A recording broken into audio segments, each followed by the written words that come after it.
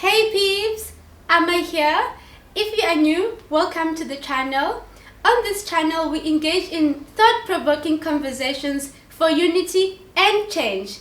If you'd like to be part of this movement for change, please hit the subscribe button and turn on the bell icon so that you are notified whenever I upload a new video.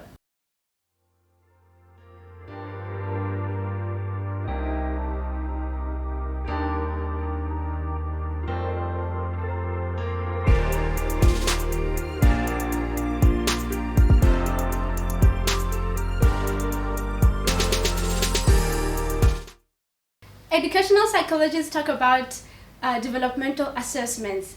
So I would like to know exactly how is the South African education system ensuring that learners are having this developmental assessment in schools, and how has the pandemic affected assessment in South African schooling? Here with me is Associate Professor Joanne Hardman, who is going to answer these questions. Joanne Hardman is from the School of Education at the University of Cape Town. Welcome. Thank you so much for creating the time for this conversation. Thanks for having me. It's a pleasure.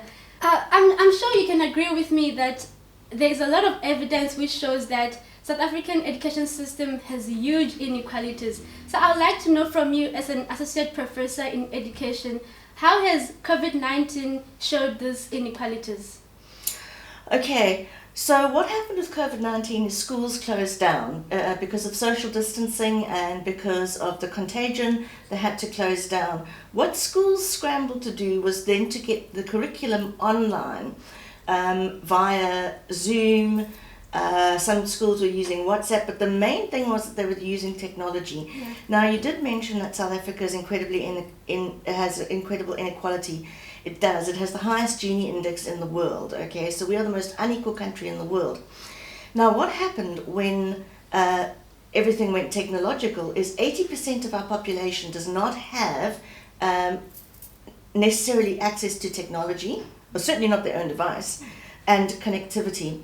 So if you think about those 80% being unable to, at any given time, link to the content being given by the school, then that's 80% of the population that is being seriously disadvantaged, much more so than in a normal school day, because they actually can't access the curriculum. Add to that also, parents start losing jobs. 2 million mothers lost their jobs. Mothers are the main carers, okay? Now, losing your job is going to make you quite anxious, and then you want that person to homeschool their child. It's a perfect storm for disaster and disadvantage. Absolutely. Please tell us the importance of assessment in knowledge development, and also how should one assess for the development of knowledge, regardless of where the child comes from and regardless of how COVID-19 has affected them? I'm really glad you asked that question, because there are two kinds of assessments you can do in school. The one is called a summative assessment and the one is called a formative assessment. A summative assessment is the assessment you and I are used to, where you're given an hour, you have to answer 20 maths problems, it gets marked, okay? Everyone does the same maths problems and it gets marked and you get graded according to that. Now, summative assessments are fine if you are trying to test where the child is developmentally, not what their potential to learn is, but where they currently are. What is it they know already, okay? Mainly summative assessments test memory, speed and efficiency, okay? How quickly you can remember something and get down the paper. In worst case scenarios, and there are quite a few of these, teachers teach to the test, okay? So they don't teach the children the curriculum, they teach what's going to be on the test only, okay? The other kind of assessment is the formative assessment. Now, the formative assessment is something that's developmental. You start with what the child knows and can do on their own, but you build things into that assessment to pull them towards their potential, okay? Every single child, I need to make this really clear, every single child has the potential to learn. What is taught in school is not mythical, biblical knowledge. It is knowledge created by human beings. So if human beings created it, all human beings must be able to access it. Some may be faster and some may be slower, but no one is stupid and no one is overly brilliant. Okay, so the formative assessment would look at you. So it would say, Amma, where are you coming from? Okay, you haven't had school for 6 months because of COVID. Yeah. So I start you back there in the 6 months, but then I build the assessment so that into the assessment I build assistance, and then I will know what your potential to succeed is. I do not believe any assessments should be, I don't believe any progression to any grade should be based on a summative assessment alone.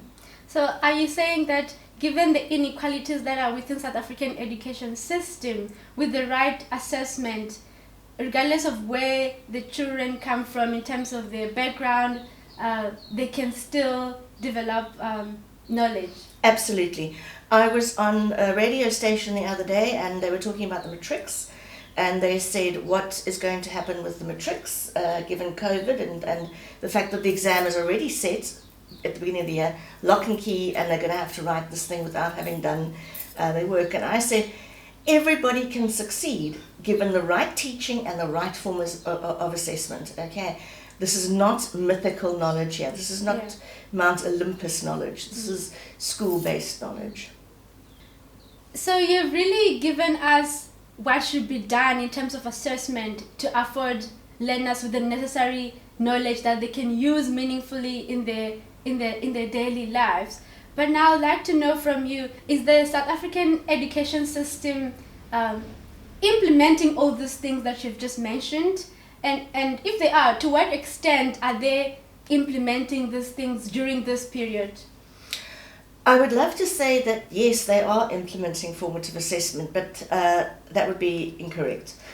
Currently, they are implementing summative assessments. Yes, they do run formative assessments generally during the normal school year. Okay, so without COVID, you would have some things that were formative assessments like projects. Okay, I don't think they are designed properly yet. Okay, at any level, I don't think these are properly designed.